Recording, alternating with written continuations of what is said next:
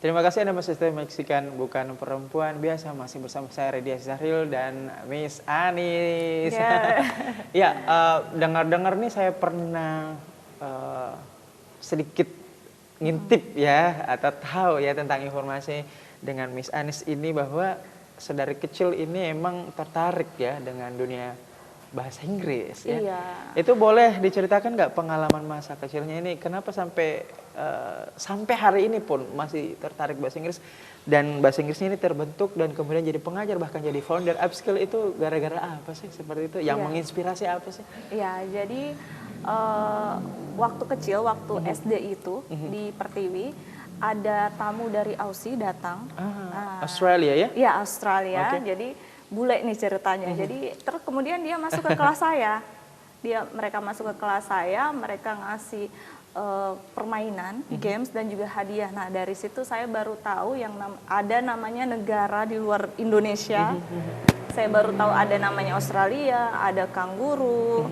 Jadi itu hal-hal yang sangat menarik pada saat itu, apalagi namanya anak kecil ya. Betul. Disitulah saya sangat suka dan tertarik dengan bahasa Inggris, karena pada saat itu mereka berbicara bahasa Inggris dan saya belum terlalu paham apa yang mereka katakan. Tinggal nyimak aja ya. Nyimak saja Tapi dan pada ikut saat main. itu memang terkesima kali ya. Terkesima ya. terkesima. Jadi saat itu mulai terinspirasi Benar. dan terdorong untuk belajar bahasa Inggris ya. Benar. Seperti itu. Dari situ. Ini luar biasa sekali ya. Suatu cerita juga ya yang Iya. nggak bisa dilupain kayak Iya, gitu ya, benar. sehingga hari ini terbentuk deh terjun dan berkecimpung di dalam dunia bahasa Inggris seperti Iya. itu ya. Nah, kalau bicara mengenai pengalaman lagi nih, ada nggak semacam pemberdayaan atau gerakan sukarelawan seperti itu yang pernah diikuti Miss Anis ini yang membantu orang seperti itu di luaran sana itu apa aja sih? Mungkin salah satunya ini ya, founder dari speaking club bahasa Inggris di sekolah yang pernah saya ajar. Study club ya, Iya, semacam kayak meeting club kayak gitu. Meeting club di sekolah. Jadi karena keprihatinan saya dengan anak-anak yang tidak tahu dasar bahasa Inggris, jadi bagaimana mereka bisa speaking English, vocabulary untuk dasarnya saja mereka tidak bisa. Nah, Betul. dari situ saya berpikiran gimana sih caranya saya bisa memberikan sesuatu ke sekolah, ke anak-anak. Akhirnya saya coba berbicara ke kepala sekolah, boleh tidak saya membangun study club bahasa Inggris di sini, karena kebetulan kepala sekolahnya juga bahasa Inggris. Oke. Guru bahasa Inggris. Oke. Nah, jadi mudah mendapatkan izin, kemudian saya kumpulkan anak-anak yang tertarik mau belajar bahasa Inggris. Dan itu gratis ya? Gratis, Wah, karena luar belajarnya biasa. setelah pulang sekolah. Ada nggak kemungkinan saat itu terbuka juga untuk umum? Bukan Waktu cuma sekolah aja, anak sekolah, tapi mungkin orang-orang umum kayak gitu. Ada nggak kayak gitu? Waktu itu saya belum terpikirkan untuk umum, karena masih terpikirkan untuk anak-anak yang belajar di sekolah tempat saya mengajar saat itu. Oke. Dan juga karena saya sebenarnya merasa bosan.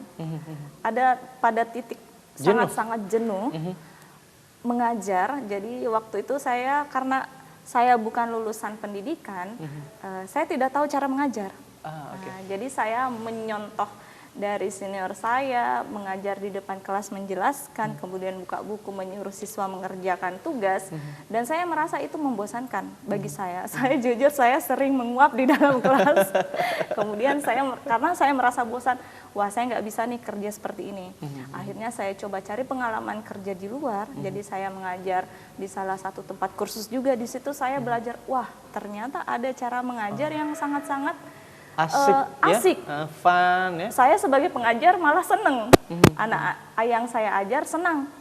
Jadi saya baru belajar cara mengajar di luar. Kemudian setelah saya mendapatkan beberapa ilmu dari luar, saya bawalah ke sekolah untuk mendirikan speaking club itu. Dan alhamdulillahnya anak-anak suka. Oke. Dan sampai sekarang mereka masih ada. Wah, luar biasa. Kalau berbicara mengenai work experience nih ya, selain punya pengalaman bekerja sebagai guru atau pengajar gitu, itu punya pengalaman kerja apa lagi sih selain ngajar? Saya pernah waktu kuliah kerja di Lembaga Survei Indonesia Terus apa lagi? sebagai surveyor, sama satu lagi di Jamkrindo, Jaminan Kredit Indonesia. Oke, kita akan ulik lagi itu, tapi pemirsa jangan kemana-mana, tetaplah bersama kami di Bukan Perempuan.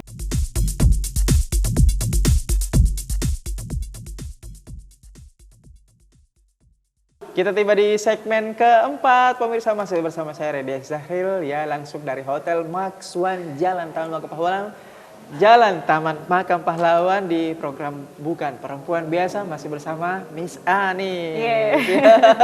Gimana, masih semangat dong? Semangat. Ura. Semangat. Ya, by the way, ketika kita berbicara mengenai dunia pendidikan, ya pengajaran, bagaimana kita kemudian mentransfer ilmu, ya kepada anak didik, ya ini memang memiliki tantangan tersendiri, ya bisa dikatakan, kalaupun dikatakan ini sulit, kadang tergantung juga ya. Kalau juga dikatakan gampang, enggak juga. Jadi juga. Ini abu-abu nih. Nah, yang abu-abu ini nih yang justru menantang. Ya. Itu kira-kira kalau dari versi Miss Anis sendiri nih, bagaimana sih caranya menerapkan atau mentransfer ilmu ya lewat pengajaran? Ada nggak metode-metode atau teknik khusus bagaimana cara mengajar yang efektif agar peserta didik ini, mulai yang dari anak-anak atau mungkin orang dewasa ini bisa menyerap dengan baik dan bahkan antusias gitu dengan apa yang diberikan. Kita tahu kan bahasa Inggris kalau orang awam nih ya, aduh kok susah ya. Susah ini banget. aduh gimana ya? Tulisan dan pengucapan beda. Beda ya. Itu gimana tuh? Ada nggak trik-trik khususnya dalam mengajar? Bisa dibagikan mungkin ke pemirsa di rumah. Ya, kalau pengalaman saya saat mengajar anak SD itu saya lebih banyak memberikan games. Jadi games. Di dalam permainan itu mereka terbiasa dengan speaking, membiasakan dan mengharuskan mereka bicara untuk menang games itu. Jadi itu kalau untuk anak-anak, jadi biar dia suka dulu. Mereka suka dulu dengan bahasa Inggris. Setelah mereka suka, mereka akan jatuh cinta dengan bahasanya dan menganggap itu mudah. Jadi dibawa keluar dulu ya? Dibawa seperti games ya? Iya, tetap belajar bahasa Inggris, misalkan vocab table, chair, tapi nanti kita buat permainan. Misalkan touch the table, siapa yang duluan touch the table, lari. Jadi membiasakan, table itu ini, mereka akan lari ke sini. Chair itu ini, mereka akan lari ke sana, seperti itu. Kalau untuk anak-anak remaja, saya lebih ke pendekatan dengan curhatan mereka. Wah, sharing. Iya, sharing mereka. Sharing is caring. Iya, sharing is caring. Jadi mereka tuh terkadang ternyata banyak kendala, dari kendala keluarga, dari kendala teman-temannya. Jadi ada juga yang kena bully di sekolah. Jadi macam-macam. Ada yang masalah cinta. Nah, ini yang paling ini I fall in love katanya. Saya jatuh cinta sama temennya atau sama siapa kayak gitu. Jadi banyak dengarkan curhatan kalau untuk anak remaja. Jadi memang betul melakukan pendekatan seperti game sama sharing ya. Supaya mereka lebih merasa dekat dan merasa akrab kayak gitu ya. Jadi akhirnya, selepas itu baru deh kemudian pelajarannya ya. Akhirnya mereka nggak mau lepas dari saya biar gitu. Jadi nggak ada beban ya. Iya. Keren. Nah, kalau untuk suka dukanya nih selama ini terjun di dunia pengajaran itu apa aja nih suka dukanya nih Miss Anis? Suka dukanya itu yang paling terasa, yang bikin nangis itu zaman dulu. Sempet nangis? Iya, sempet nangis. Itu gimana tuh? Iya benar, ini sudah berkaca-kaca. Jadi tidak bisa dipungkiri bahwa sebagai guru honorer itu gaji itu sedikit banget ya. Untuk makan aja susah ceritanya.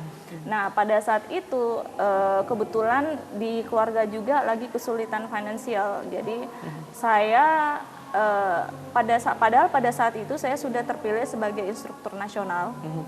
Jadi programnya Pak Anies Baswedan waktu saat itu. Jadi alhamdulillahnya saya terpilih sebagai 3 orang dengan nilai tertinggi di Goa. Wah, Masya Allah. Boleh tahu nggak itu apa sih? Jadi guru-guru itu kan tiap tahun kalau nggak salah ada UKG, ujian kompetisi guru. Oke. Ada ujian kompetisi guru. Saya kan masuk sekolah itu 2014, kalau nggak salah 2015 saya tes UKG dan hasilnya kalau nggak salah baru keluar 2016. Jadi atau saya ambil tes 2016 ya, saya agak lupa di situ.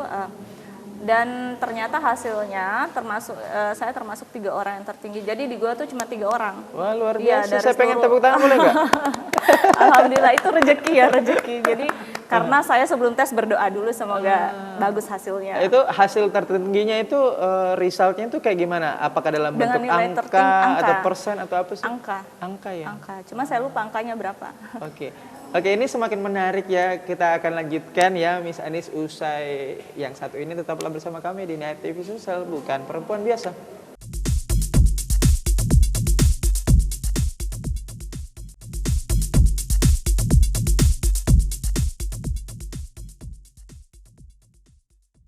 Kita tiba di segmen terakhir pemirsa, atau segmen kelima, sayang sekali, tapi nggak apa-apa, kita tetap semangat ya. Kita langsung ke Miss Anis ya. Halo, gimana?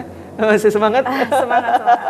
Iya, berbicara mengenai bidang yang ditekuni saat ini ya, yakni di dunia akademik, pengajaran, pendidikan seperti itu, dan juga suka berkegiatan yang lain atau kita sebut juga sebagai social enthusiast.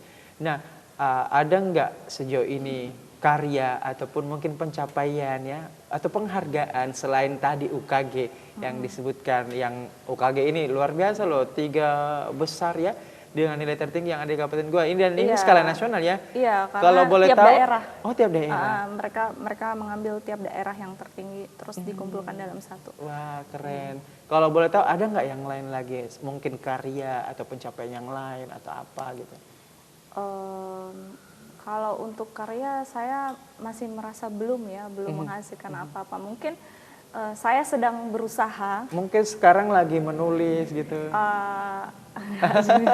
Atau jadi instruktur apa? Pernah jadi instruktur nasional atau apa gitu? Iya, mungkin itu salah satunya yang bisa diartikan penghargaan atau yang pencapaian yang saya dapat waktu saya kerja sebagai guru di salah satu sekolah negeri adalah yang menjadi instruktur nasional. Wow, luar biasa. Ya, itu sampai ke situ tuh gimana tuh caranya jadi instruktur nasional? Dari hasil UKG itu. Oh, dari hasil UKG-nya. Hasil tes itu kemudian kami di training lagi, di training di hotel. Jadi dari seluruh Indonesia dikumpulkan di satu hotel, bahasa Inggris, bahasa Indonesia, per mata pelajaran. Jadi di training buat jadi trainer. Jadi meningkatkan kompetisi guru pembelajar. Kayak gitu. Tapi setelah itu saya harus memutuskan untuk keluar karena masalah yang tadi finansial. Oh, oke, betul. Iya. Oke, jadi cukup realistis. Tapi-nya apa sih yang target yang ingin dicapai selain yang tadi disebutin? Ya, target yang belum tercapai sih dan yang ingin dicapai itu melanjutkan pendidikan, melanjutkan S2 di luar. Ya, Aussie? Iya, bisa jadi Aussie atau USA, Europe. Pilihan Pengennya sih 2 itu, kalau nggak di Aussie, benua kalau Eropa. ke Turki nggak kepikiran nggak Turki gitu? Enggak Turki, tapi sempat kepikiran Qatar. Oh, Qatar. Wah, luar biasa. Berarti bahasa Arab dong ya. Tahu bahasa Arab berarti ya? Enggak, artinya bisa belajar di situ. Jadi saya masih mau belajar lagi, belajar bahasa. Dan pemirsa, selain bahasa Inggris, Miss Anis ini juga bisa sedikit bahasa Jerman ya. Seperti sedikit, itu ya. sedikit banget. Tapi nggak apa-apa ya, dari sedikit itu jadi banyak. Nah, kira-kira kesimpulan yang bisa diberikan oleh Miss Anis hari ini nih di Net TV apa nih? Nah, kalau udah ngasih kesimpulan, berikan pesan-pesan juga nih kepada teman-teman perempuan yang ada di luar sana. Silakan. Ya, kalau untuk teman-teman di luar sana, pokoknya apapun yang dilakukan sekarang, apapun yang kalian inginkan atau impian kalian, jangan putus asa. Tuh, jangan putus asa. Entah itu gagal, entah itu nantinya akan sukses. Ini klise ya. Yang penting mencoba dulu. Karena kita nggak akan pernah tahu berhasil atau gagal kalau tidak pernah mencoba. Gitu. Kemudian untuk perempuan jangan takut. Terus maju, terus berjuang. Selama hal itu baik, insya Allah. Wah, luar biasa. Ini sederhana tapi ngena banget. Pokoknya jangan takut, terus berjuang aja, maju ya, terus pantang mundur ya. Insya Allah bakalan sukses deh.